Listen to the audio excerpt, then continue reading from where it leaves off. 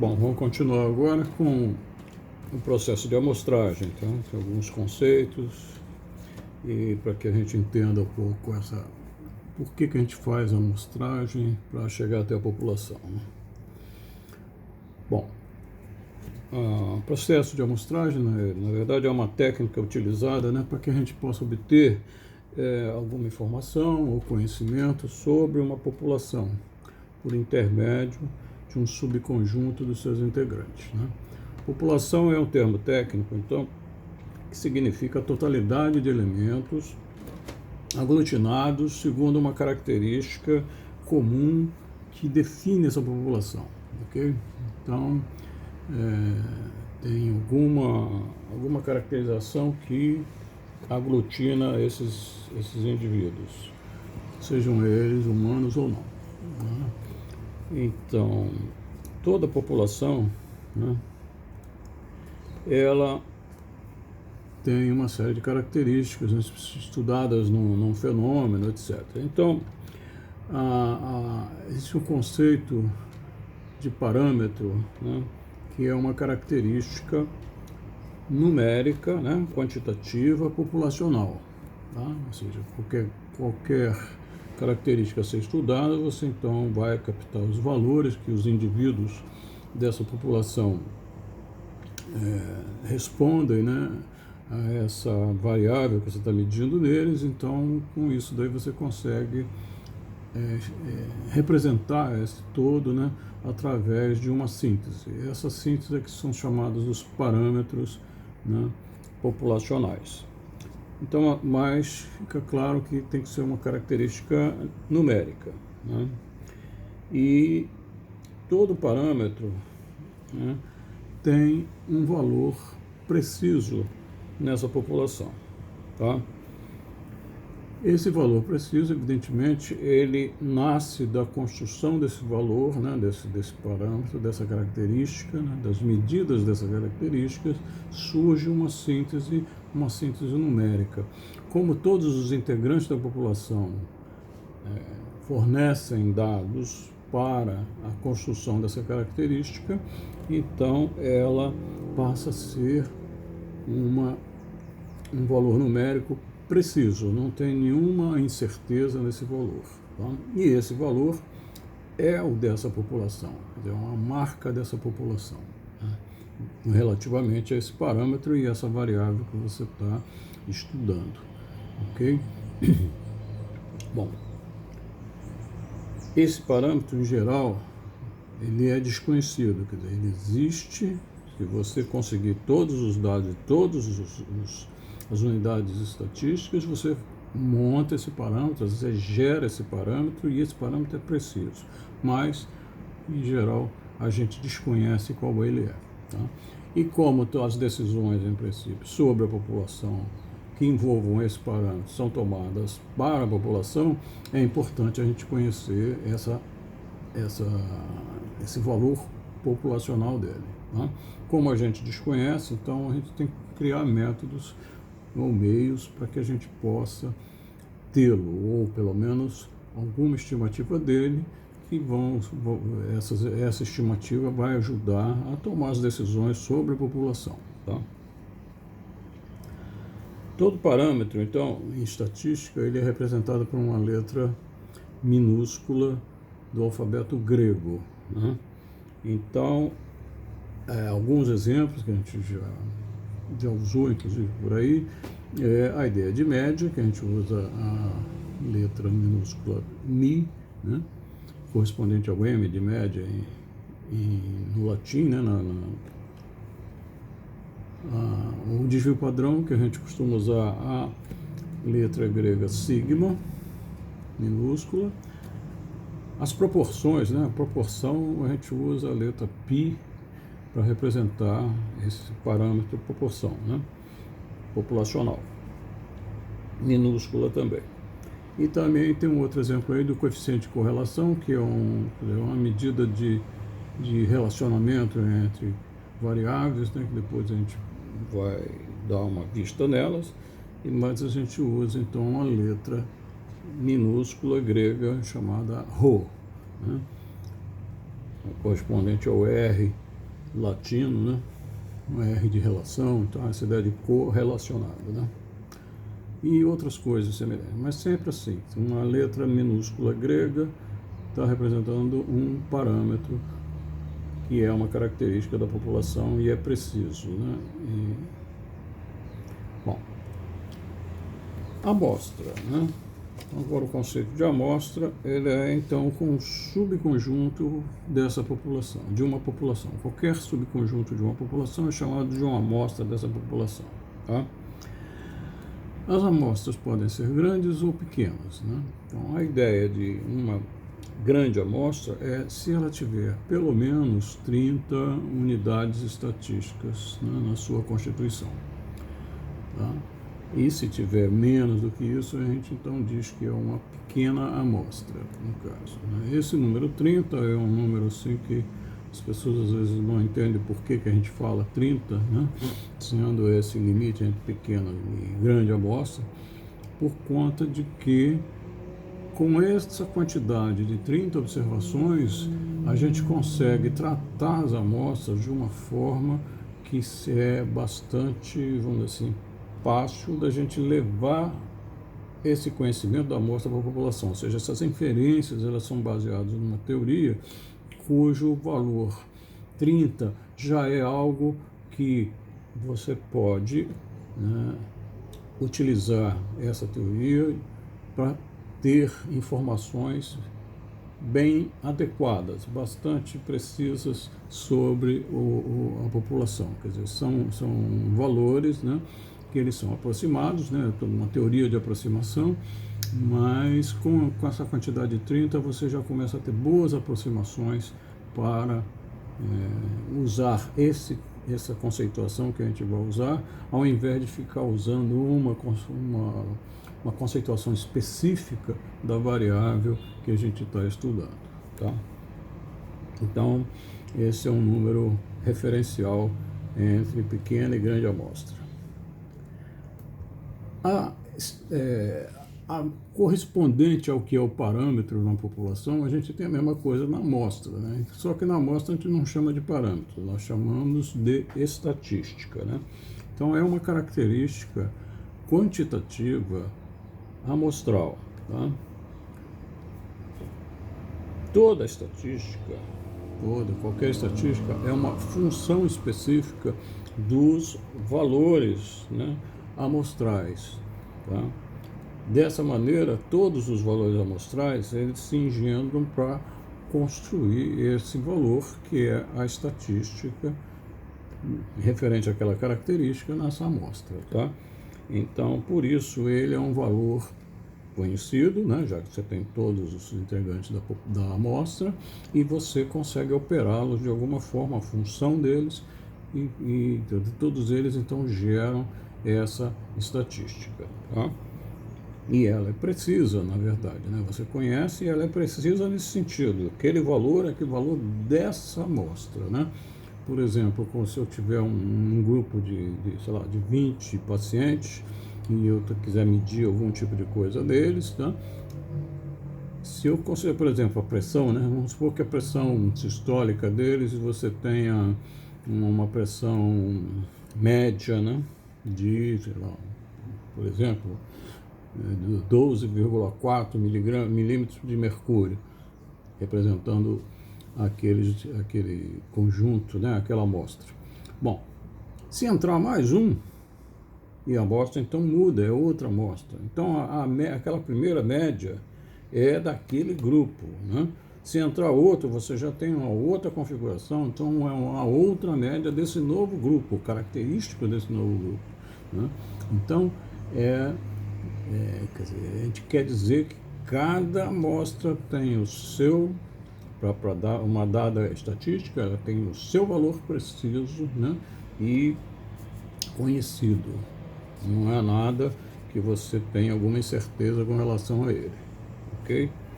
Bom, e toda estatística vai ser representada com uma letra latina minúscula também. Então, com aquelas mesmas considerações da população, a gente tem a média, só que a gente não costuma usar a letra M para média, a gente usa o X, né, já que eu estou considerando a variável x maiúsculo e tal, eu uso o x minúsculo sempre com a barra em cima dela. Essa barrinha em cima da letra, né, indica que você vai expressar com ela a média daquela amostra. O S, correspondente ao sigma, né, o S para o desvio padrão, a proporção correspondente ao π do grego, então você tem um P latino, P minúsculo, né?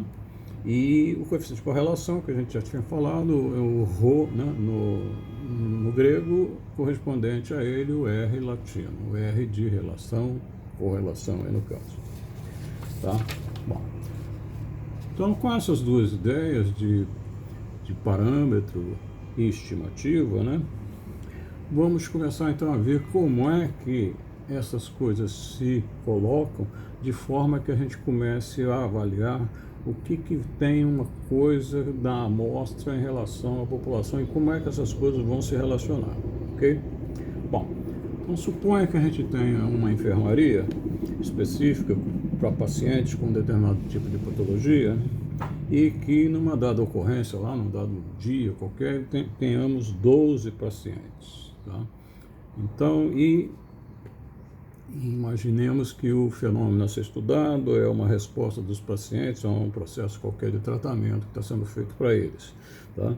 Essa população a gente vai representar cada um dos 12 integrantes por uma formação dessa. P1, P2, P3, P12 são os pacientes, na verdade, né, que estão internados lá. A característica que a gente quer estudar é a pressão arterial, e especificamente da pressão arterial vamos então obter uma variável, que é a variável que a gente vai observar, que é a pressão sistólica, medida em miligramas, em milímetros de mercúrio, né? Bom, então o processo é o seguinte: a gente vai medir a pressão sistólica dos 12 pacientes, tá? E aí eu vou criar uma relação em que eu vou ter o nome do paciente, a identificação do paciente e o valor da variável desse paciente, no caso da pressão sistólica, tá? Essa associação de paciente com o valor da variável, né, para os 12 pacientes, vai formar aquilo que a gente chama de uma série estatística, a gente já conversou sobre isso, tá? Então, a série estatística específica para esses 12 pacientes, né, é essa daí. Um com 183, primeiro aí com 183 milímetros de mercúrio, o segundo com 117, por aí vai. Então a gente tem aqui os valores obtidos em cada um dos indivíduos constitutivos dessa população, ok? Bom, vamos supor então que a gente tome um parâmetro que interesse para representar essa população de pressões sistólicas, né? Qual é o parâmetro? Vai ser a média da pressão sistólica, né? Que eu estou interessado nisso. Então, como é que a gente calcula isso? Basta somar os 12, né? Aquela ideia de somar os 12, do primeiro até o último, dos valores da população. Vocês observam que eu estou usando o N maiúsculo aqui. E isso aí para nós, aí no caso, é 12. Somando todos aqueles 12 valores e dividindo por 12, eu vou obter essa pressão sistólica média. 162,67, tá? Aproximadamente, a gente parou aí na segunda casa decimal, mas é um valor preciso, né? E conhecido, esses 12 aí. Então esse valor numérico, né, preciso para essa população. Esses 12 tem em média essa pressão aí, não tem outra, nem mais nem menos, esse valor aí, tá? Bom, agora vamos considerar o seguinte: vamos retirar uma amostra desses 12 pacientes, tá? E ver o que a gente pode imaginar de acontecer com uma amostra qualquer. No caso, é uma amostra que a gente vai fazer com um tamanho, 25% desses pacientes vão formar então uma amostra. Então a gente seleciona ao acaso 25%, porque 25% de 12 vai dar 3. Então a gente vai sortear 3 pacientes dessa população, né? E vamos obter então uma amostra, tá? Então vou lá, sorteio o primeiro, sorteio o segundo e sorteio o terceiro. Evidentemente sem reposição, porque a gente está vendo cada um deles, né? Então, vamos supor que eu tenha selecionado essas 3 pacientes. O primeiro, né, naquela lista, o X1, o X2, quer dizer, o paciente lá cuja medida dele é o 149 milímetros de mercúrio, o outro paciente com 144 e um outro com 199. Tá? Então agora, dentro da amostra, não vou mais usar o P1, P2, P3, aqueles que eu estava usando. Agora aqui a gente pode usar como X1, X2, X3, já que o N, tamanho da amostra, é 3 apenas. Tá? Bom, então, vamos ver o seguinte. Dado que agora eu estou com uma amostra, tá? Eu posso gerar diversas estatísticas. Então vamos dar uns exemplos aí de estatísticas que a gente pode tirar dessa amostra aí de 3 pacientes, tá? Ok? Então um exemplo de estatística é, por exemplo, a soma de todos os valores da amostra, quer dizer, pegar os 3 valores e somar os 3 valores. Então a gente tem uma estatística que a gente chama de SN, que é, na verdade, o S3, né, já que o N aí é da amostra com 3, são 3 casos, então X1, X2, X3. Somando isso, eu vou obter, então, um resultado final. Essa amostra, né, a soma dos valores da amostra dá 492 milímetros de mercúrio. Tá? Então, essa estatística tem uma unidade que é a unidade dos valores observados, tá? Se era milímetro de mercúrio, essa também vai ser milímetro de mercúrio. Um outro exemplo de uma outra estatística qualquer, por exemplo, é o maior valor que a gente obteve dos 3 valores, né? O máximo dos valores. Então, o X máximo também é uma estatística possível, tá? E aí, no caso, o X máximo vai ser o próprio X3, que é o 199 milímetros de mercúrio, ok? Uma terceira possível estatística é, por exemplo, o produto, né, dos 3 valores, o produto dos valores amostrais. Então, o PN, que a gente chama, né? E aí, no caso, vai ser o P3, no caso que eu tenho 3 valores. 149, 144, 199, esses valores multiplicados um pelo outro, você vai obter, então, 4.269.744 milímetros cúbicos, né, milímetros cúbicos de mercúrio. Cúbico também. Aí você pode, na verdade, essa medida basta ter uma só, um cubo só, né? Porque ela é única no caso. Milímetro de mercúrio seria milímetros cúbicos de mercúrio, tá? Ok? Ou seja, se eu estou fazendo produto, as unidades também vão se multiplicando. E aí surge essa ideia de quadrados, cubos, quádruplos, etc. no resultado desse produto. Tá bom? Bem, isso aí são só exemplos, cara. Evidentemente tem infinitos exemplos de estatísticas possíveis com esses 3 valores, tá? Esses aí são só 3, tá bom? Então, o que a gente quis mostrar com isso? Que eu tenho populações, no caso aí eu conheço a população, a gente pôde calcular e saber precisamente qual é a sua média, tá? E ao vamos assim, considerarmos a amostra desse coletivo, né, dessa população, a gente tirou uma amostra de tamanho 3, e com essa amostra a gente viu que pode estabelecer algumas estatísticas aí, como a gente deu alguns exemplos aí. Né? Bom, agora vamos tratar da ideia de estimação de parâmetros. Né? Suponha que eu não conheça mais aquela população, tá? Eu não conheço mais, eu não sei que valores ela tem de média, por exemplo. Tá? Bom, e eu vou então trabalhar com a amostra. Né? Considerando essa amostra de 3 aí, a gente então vai ter o seguinte: o que vem a ser um estimador? Né? Agora eu vou tentar encontrar um veículo que eu possa usar para essa linha geração de estimativas para a população. Esse veículo é chamado de estimador. Né?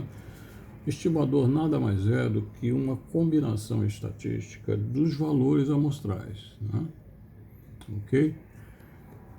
Cuja finalidade é estimar ou representar um específico parâmetro populacional que a gente está interessado. Ok? Então,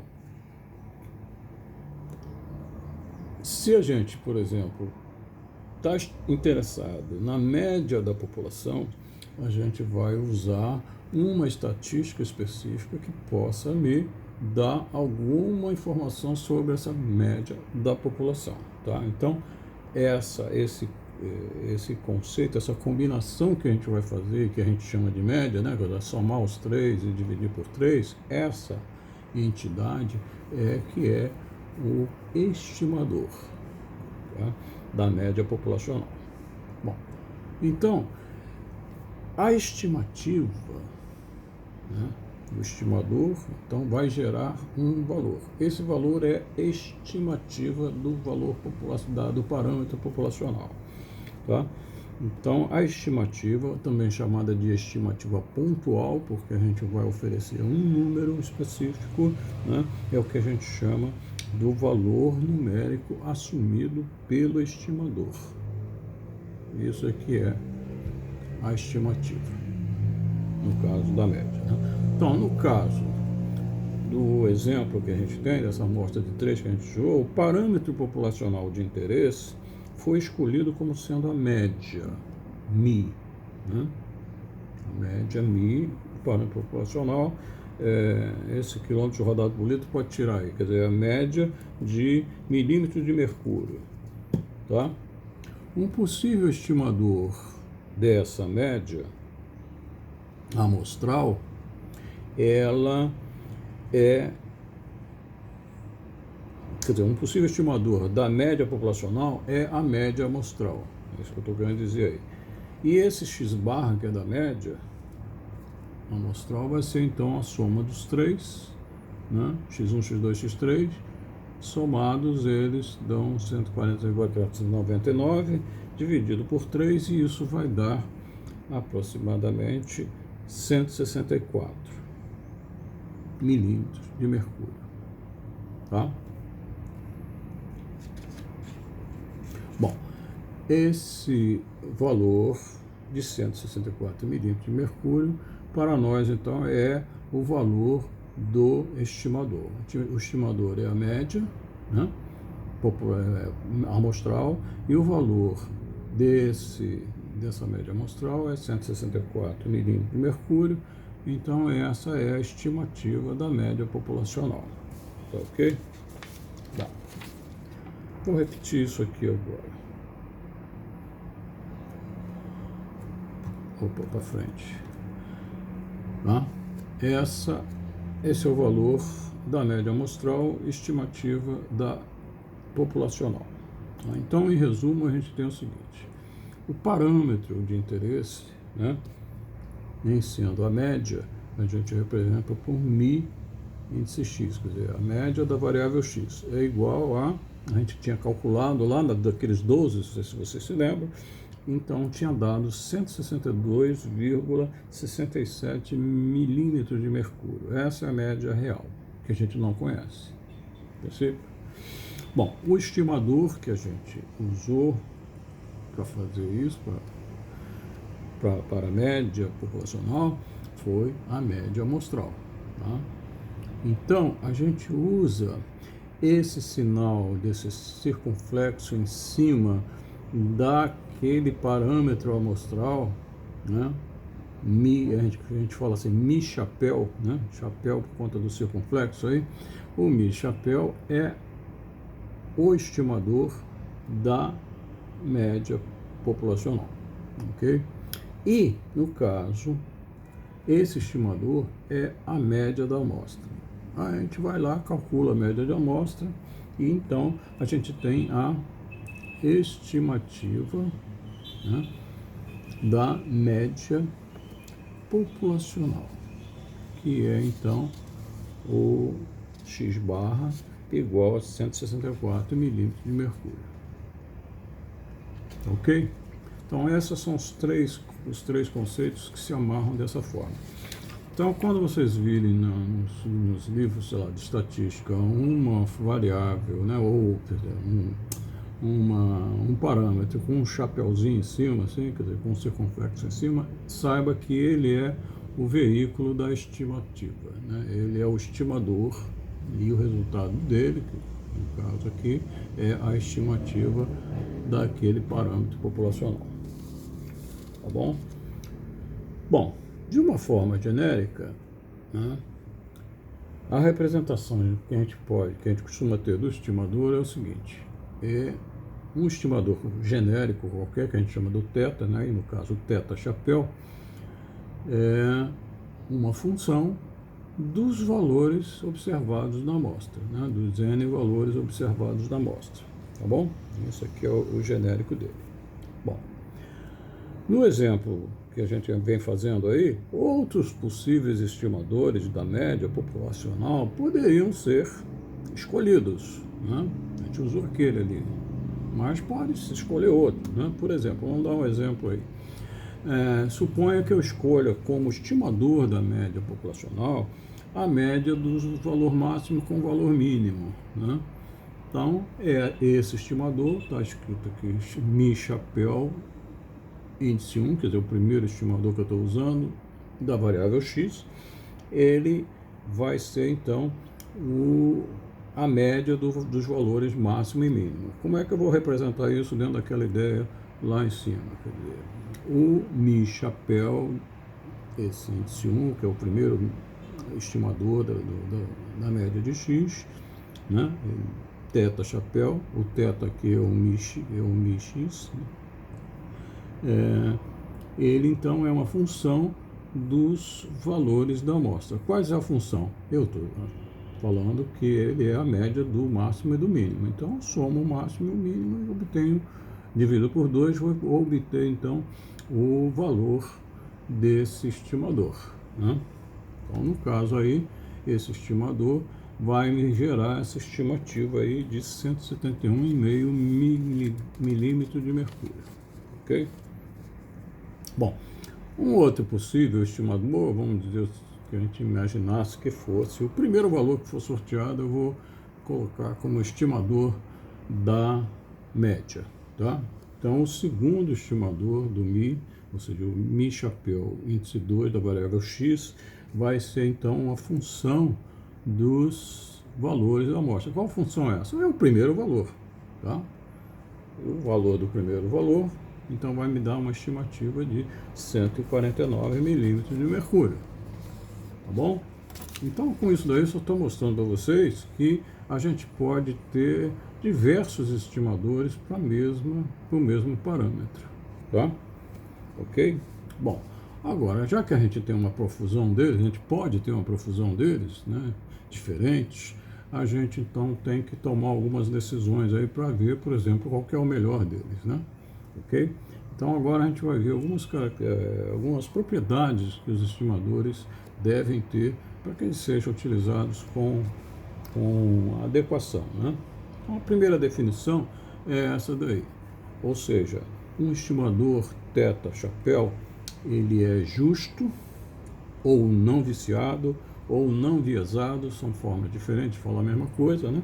Então ele é justo para um parâmetro θ se o valor esperado desse θ chapéu, né, o valor esperado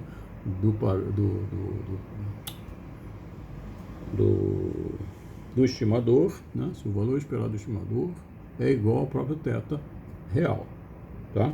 Isto é, quando o valor esperado do estimador coincide com o parâmetro de interesse, tá? O que é esse valor esperado? O valor esperado é aquilo que a gente já falou, seria a média de todos os valores possíveis, passados, presentes, futuros, aqui, desse estimador em amostras de mesmo tamanho, tá?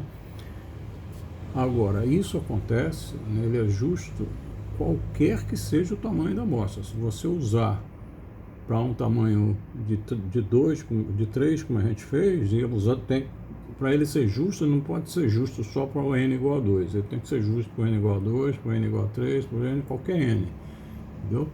Então essa aqui é a conceituação do que é um estimador não viesado, um estimador que a gente chama de justo.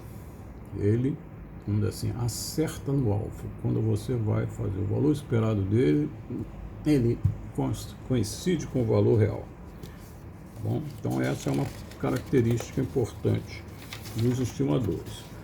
Uma segunda característica é a consistência, né? Então, um estimador teta-chapéu é consistente, também chamado de coerente, né? Se à medida que você aumenta o tamanho da amostra, né? Você tirou uma amostra de 2 daquela população, você tirou uma amostra de 3, uma amostra de 4, e por aí vai até a amostra, sei lá, completa, ou pelo menos menos um delas, né? Você então observa que o valor esperado do estimador, né, conforme o tamanho da amostra aumenta, ele converge para o parâmetro de interesse. Tá? Ele vai tendo valorações e converge para aquele valor. Né? E mais ainda, a sua variância, ou seja, cada um desses tamanhos de amostras gera um estimador, uma estimativa, e a variância dessa estimativa cada vez converge mais para zero, né? Ela vai tendendo a zero, ou seja, se você pegar a amostra completa, você tomar como estimador, ele vai coincidir exatamente com a média. Então não há variação. Daí a ideia da convergência para zero, né? Isto é, devem ser satisfeitas essas duas propriedades, né? O limite do valor esperado do estimador, quando o n vai crescendo, ou seja, quando a amostra cada vez fica maior, tá? Ele vai ser igual lá no limite, né? Quando o n for infinitos, né? Você então vai ter esse valor sendo igual ao próprio valor real, ao valor do estimador, do parâmetro, né? E a segunda condição é que a variância, né, o limite da variância desse estimador, conforme o n aumenta, né, vai tender a zero. Tá? E isso aí, evidentemente, depende do n. Dependendo do tamanho da amostra, você tem uma valoração próxima disso. Mas quando você leva isso a infinitos, né, uma amostra de tamanho infinito, você então teria essas situações aí. Ok? E uma terceira propriedade, do estimador é